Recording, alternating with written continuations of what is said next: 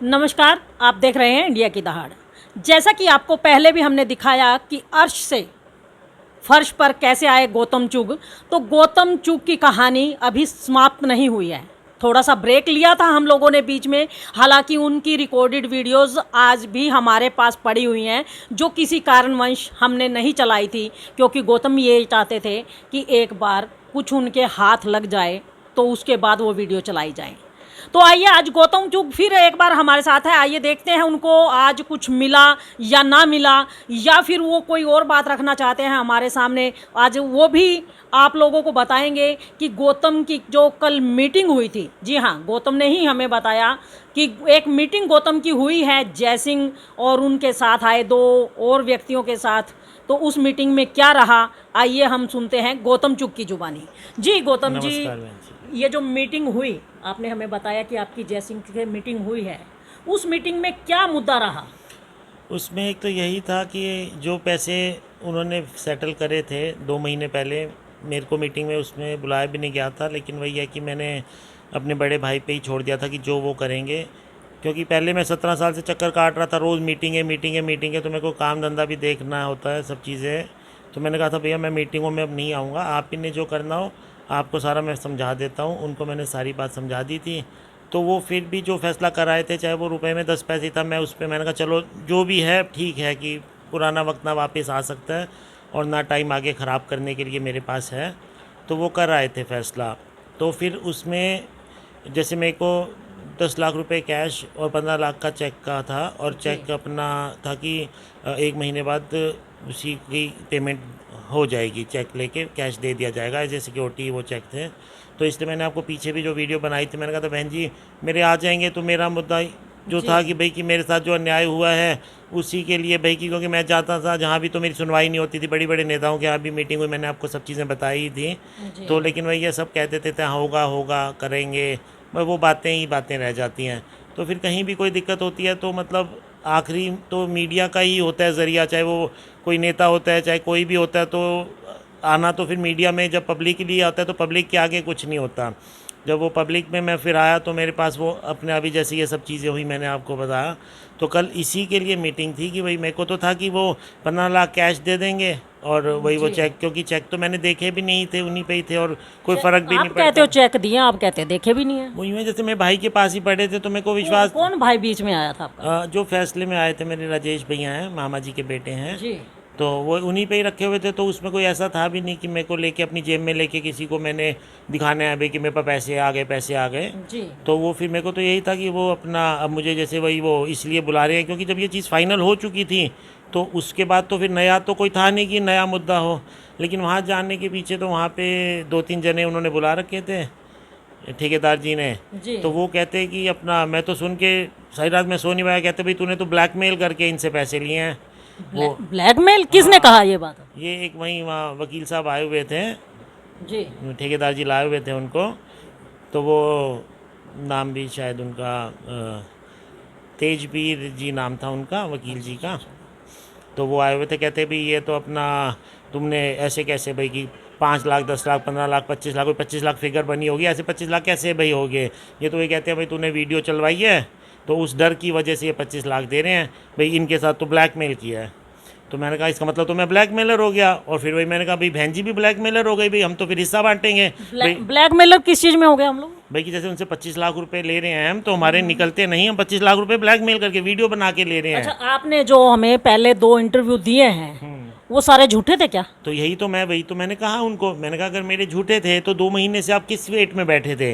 अगर मैं आपको ब्लैकमेल कर रहा हूँ और पब्लिकली कर रहा हूँ तो आप जाते उसी टाइम मेरे खिलाफ FIR करते दर्ज, पुलिस आती मुझसे पूछती भाई कि ऐसे क्यों वीडियो बना रहे हैं इनके खिलाफ, झूठी मतलब पैसे ठगने के लिए कर रहे हो। और आपको भी पूछती उल्टा, क्योंकि आप और मैं मिली भगत से पैसे बांटेंगे, फिर तो भाई ब्लैकमेल करके लोगों को ऐसे पैसे लेंगे हम, बंटी बबली पिक्चर बन जाएगी ये तो फिर ठगी की। तो फिर मैंने उनको कहा, मैंने कहा जी ठीक है ये फैसला ख़त्म, जो 10 लाख मेरे पास आए हैं मैं अभी आपको ला के दे देता हूँ किसी ना किसी से, क्योंकि वो तो मैंने उसी दिन खर्च कर दिए थे।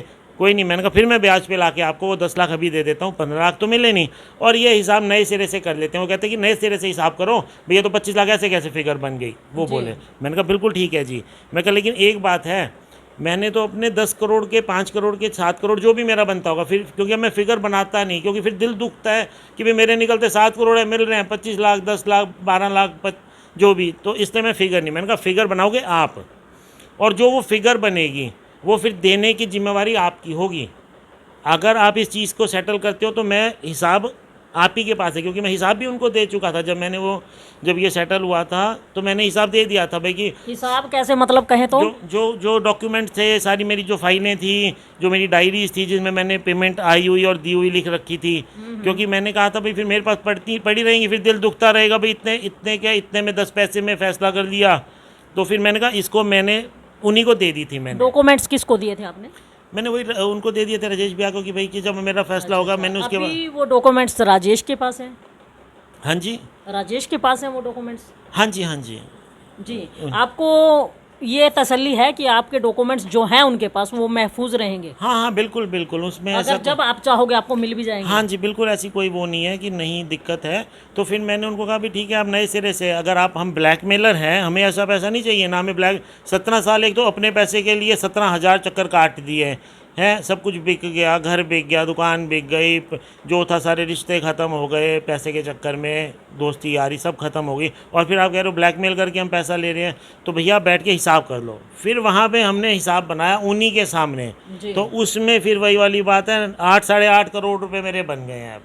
तो वो 8 साढ़े 8 करोड़ कौन 25 लाख में तो ब्लैकमेलिंग कहीं, अब ब्लैकमेलिंग बढ़ तो नहीं गई? कभी 8 करोड़ बना रहे हो? तो ये तो उन्होंने बनाए ना, ये तो उनके हाथ के हैं, वकील साहब के हाथ के पैसे हैं। अच्छा, जो वकील तेज भी राय थे? हाँ जी, हाँ जी, उनके हाथ के पैसे हैं जी ये तो।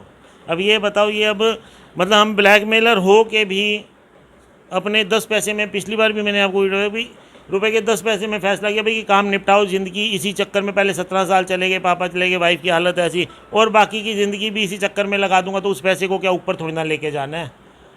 अच्छा, मतलब आपने तो सिर्फ ये था कि अपने परिवार को एक जिंदगी की दौड़ में शामिल करने के लिए 25 लाख एक्सेप्ट किए थे। एक आम आदमी यही ऐसे ही कर सकता है, और कुछ नहीं कर सकता, और कुछ नहीं कर सकता जिसके पास ना कोई बैकिंग हो। वो अपने आप में वही है कि आपको पता ही है जी, वो डीजीपी के साथ नाश्ता करते हैं, एमपी सीएम उनके पार्टनर हैं, जैसे वो बोलते हैं, मुझे नहीं पता कौन बोलता है ये? जय सिंह जी, मैंने पिछली वीडियो में आपको मतलब बताया था। एमपी और मुख्यमंत्री के साथ नाश्ता करते हैं वो तो देखो कहते हैं पार्टनर हैं, डीजीपी के साथ नाश्ता करता हूँ। अच्छा, मतलब पार्टनर हैं? वो बोलता है जी, वो बोलता है, मेरे को नहीं पता, ये तो वही बता सकते हैं, या हमारे सीएम साहब बता सकते हैं कि वो क्यों बोलता है। ऐसा कितनी बार बोला उसने आपको? मेरे को तो हर बारी जब भी हुआ थी, जब हुड्डा टाइम से, जब तो मीटिंग होती थी, जब कि भाई मैं अभी हुड्डा के साथ ही बैठ के आया हूँ, तू मेरा क्या बिगाड़ देगा। अपने पिछली वीडियोस में देखो, मैंने यही वर्डिंग्स बोली हैं। तो अगर मैं गलत था तो उस टाइम ही क्यों नहीं एफआईआर करी? अगर मैं ब्लैकमेल कर रहा हूँ तो उल्टा सीएम साहब को कहो भी कि मैं आपका नाम ले रहा हूँ, आप तो मेरे पार्टनर हो, आप फटाफट इसको अंदर कराओ। मतलब अब पहले हुड्डा के साथ यारी थी, अब जो मौजूदा जो सीएम है उनके साथ भी इनकी यारी है। देखो जी, वही तो कह रहा हूँ ना, वो बहुत बड़े आदमी हैं, तो मैं तो उनके आगे बिल्कुल जीरो माइनस भी नहीं हूँ, तो मैं उनसे ना टक्कर ले सकता हूँ, ना मैंने ली। तो मैं ब्लैकमेल तो शब्द ही सुन के मैं तो रात भर नहीं सो पाया कि भाई कि मैं ब्लैकमेल कर रहा हूँ, उल्टा अपने रुपए के 10 पैसे में फ़ैसला करने के बाद, और मैं ब्लैकमेलर बन गया हूँ। और वो वकील साहब को लाना पड़ा, वकील साहब कहते भी तुमने ऐसे कैसे पैसे बना दिए, तुमने डरा धमका के ले लिए हैं, उल्टा वही वाली बात है। अच्छा, जो सीएम के साथ नाश्ता करता हो, डीजीपी के साथ उसकी यारी हो, उठ बैठ हो अच्छी, उसको ब्लैकमेल कर सकता कोई? तो ये तो इस चीज़ का जवाब तो वही देंगे, आप खुद आंकलन लगा सकते हैं। भाई ये तो वही वाली बात है ना, कहने वाले ने सोचना चाहिए ना कि भाई जिसके उल्टा रुपए के 10 पैसे में फ़ैसला कर रहे हो हैं, जो तुम्हारे पे इतनी बड़ी एलिगेशन लगा रहा है, तो और फिर तुम उसी को ही ब्लैकमेलर कह रहे हो कि तुम तो ब्लैकमेलर हो। और आपको भी कह दिया ना भाई, आप और मैं मिल के ठगी कर रहे हैं, ब्लैकमेल कर रहे हैं। चलिए, हमारी तो गौतम जी छोड़िए, हमारी तो ठगी जो है ना सबको दिखाई देती है, सारे नेता भी जानते हैं, प्रशासनिक अधिकारी भी जानते हैं, और शहरवासी भी जानते हैं। आपने खुद ही कहा था कि आप तक को भी फोन आए धमकियों के, आप बताएं ना इस बात को। ऐसा देखिए गौतम जी, हमें तो धमकियां रोज ही मिलती हैं, हम तो आदी हो गए हैं धमकियां लेने के। जब आप तक को धमकियां मिल रही हैं, आप तक को धमकियां मिल रही हैं, और मेरे पे ये कहा गया भाई कि अपना, उन्होंने ही बोला वकील साहब ने भी कि तो वीडियो डिलीट करानी थी। मैंने कहा कौन सी वीडियो डिलीट? कहते जो बनवाई हैं। तो मैंने कहा मेरी वीडियो, मैं कोई मालिक थोड़ी ना हूँ वीडियो का, मैं तो अपनी फरियाद लेके बहन जी पे गया, तो बहन जी ने मेरी फरियाद सुनी, कोई उन्होंने मेरे से बिजनेस थोड़ी ना करा। अगलों ने तो उल्टा अपना जो टाइम भी लगाया, पेट्रोल के पैसे भी उल्टा लगा के हुआ, मेरे पास तो उनको 10 रुपये भी नहीं दिए। तो मैं उनको किस हक से कहूँ कि वीडियो डिलीट कर दो? और क्यों डिलीट होनी? जब चली गई जो चीज़ हो चुकी उससे फ़र्क क्या पड़ रहा है? इसका मतलब वीडियो डिलीट मतलब चाहते हैं। मुझे तो ये 2 महीने पहले वीडियो देख ली, दुनिया ने देख ली, अब उस वीडियो से क्या होना? मतलब इसका मतलब उस चीज़ का डर उनको है। ऐसे तो मुझे बताया गया है कि कल परसों में आप पे 2 जनों ने और वीडियो बनाई है कि इन्होंने सोनीपत वालों ने। ऐसा है गौतम जी, जब से हमने आपकी ये वीडियोस चलाई हैं, आपके इंटरव्यू चलाए हैं, हमारे पास ना जाने कितने लोगों के फ़ोन आए हैं, क्योंकि हम लोगों की आवाज़ में मिले हुए दर्द को पहचानते हैं। हम जानते हैं कि उनके अंदर कितना दर्द होगा। जब उन्होंने ये वीडियोस देखी होंगी तो कुछ ना कुछ उनके दिल को तसल्ली मिली होगी कि शायद अब हमारी भी आवाज़ आगे जाएगी। तो ये गौतम चुग थे हमारे साथ, जिन्होंने बखूबी बताया कि किस तरह से उनको धमकियां दी जाती हैं। और आपको बता दें कि इंडिया की दहाड़ के माध्यम से 2 इंटरव्यू चलाए गए थे। तीसरा इंटरव्यू गौतम का हमारे पास अभी भी रिकॉर्डेड पड़ा है, जो हमने नहीं चलाया था, क्योंकि गौतम का ये कहना था कि इन्हें 10 लाख रुपया कैश दे दिया गया है और 15 लाख के चेक। गौतम का ये था कि चलो इन्हें 15 लाख और मिल जाते तो इनके परिवार का जो है गुजर बसर थोड़ा पटरी पर आ जाता, जो कि ज़िंदगी की गाड़ी थम सी गई थी। ये इसीलिए चुप थे और हमें भी इन्होंने मना किया था कि तीसरा इंटरव्यू मत चलाना। उसी चक्कर में हम लोगों ने नहीं चलाया कि किसी का भला करने निकले हैं तो उसकी बददुआएं मत लो, हमने इसीलिए इंटरव्यू रोक दिया था। 15 साल से ये सब चीज़ें चल रही थी, बातें होती थी, मीटिंग होती थी, लेकिन बस इस बार ये हुआ कि आपकी वजह से मैं मीटिंग में नहीं गया।